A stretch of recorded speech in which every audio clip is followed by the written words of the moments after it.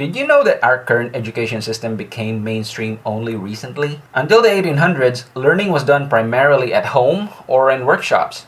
Children traditionally learned the trade of their parents, their uncles, their grandfathers, or apprenticed to their local blacksmith, the baker, the doctor, or whoever. Then when the industrial age began, cities became the primary economic hubs, and people left their villages and flocked to where the opportunities were. Now, many of these people were employed as factory workers, and during their 8 to 12-hour shifts, no one was left to care for their children. So schools began popping up. It was a compromise, so parents could go to work in the rising oil and steel factories of the era, and their children would have someplace safe they could spend their time in. This became popular, got political traction, and was made mainstream by the government. Now, the US was a significant powerhouse in the international arena by the 1800s. This was around the time when the US Civil War happened and the country broke away from England.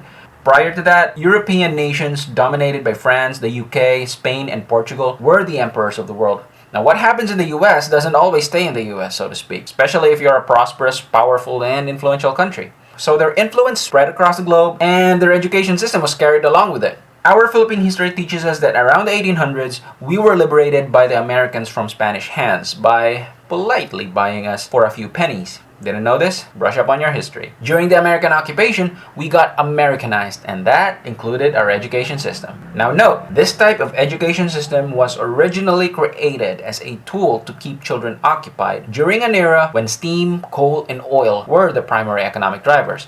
Now that's not the case anymore. We are in the digital age now, and some would argue we're at the precipice of leaping into the quantum age.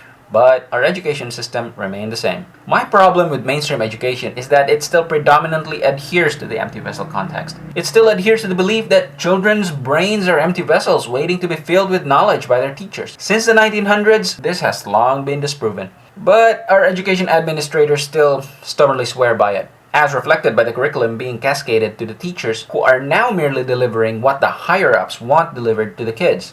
Now on to communication. Do you really want to know the parts of Berlow's model of communication, or how it's different from the Shannon-Weaver model of communication? Or do you want to know how to apply these models of communication in your life? Most communication syllabi stop at teaching you what these communication models are, ask you to memorize the parts, and then test your memorization ability during exams. Then after exams, it's whoosh, and your brain goes back to its default love for Korean dramas, Japanese anime, Mobile Legends, or whatever it is you fancy, forgetting all that you possibly learned about these models of communication. It's one of the biggest elephants in the room. Everybody knows it, but they just stick with it because everybody else does it. This makes students predominantly uninterested in subjects being offered by schools. But they have to go through it anyway because they have been falsely programmed to believe mainstream education is the only path to success. Now, I explicitly inserted the word mainstream in there because that is completely bogus. Mainstream education is not the only path to success. We all know of high school and college dropouts who turned out to be really successful entrepreneurs. These people strike a chord. There are other ways to get educated. For starters, I know of students who are better computer programmers than university computer science instructors. Now, how did this happen? Well, the answer is obvious. Traditional, mainstream education curricula are outdated. The world ran at a really fast pace and offered stuff that could easily replace mainstream education curricula, leaving the education sector behind. But students still bear with it because they have to, not always because they want to. So what's the point of all this rant? Because I'm teaching speech and oral communication as a university subject and I don't want to stick to the traditional. Traditional does not always equal to proven and tested. With the traditional mainstream mode of education, administrators ask the teacher to craft curricula for the upcoming semester.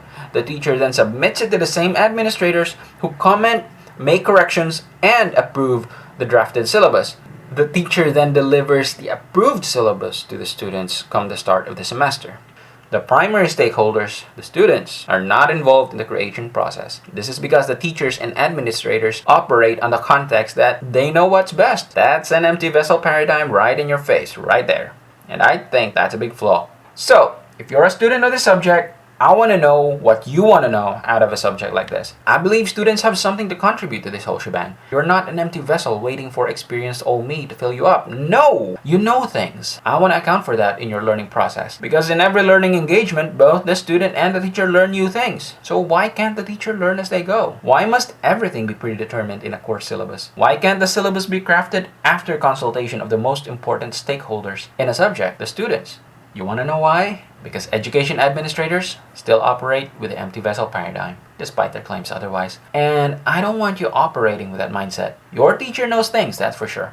But that doesn't mean whatever they say regarding the subject is etched in stone as fact. Teachers make mistakes too. Anyway, what are your expectations whenever you enroll in a speech and communication subject? Like, what do you expect you'll encounter and learn in a subject like this? And what do you actually want to encounter and learn in a subject like this? Leave them in the comments below and we'll meet halfway. That's it, folks. Like and subscribe if you haven't already.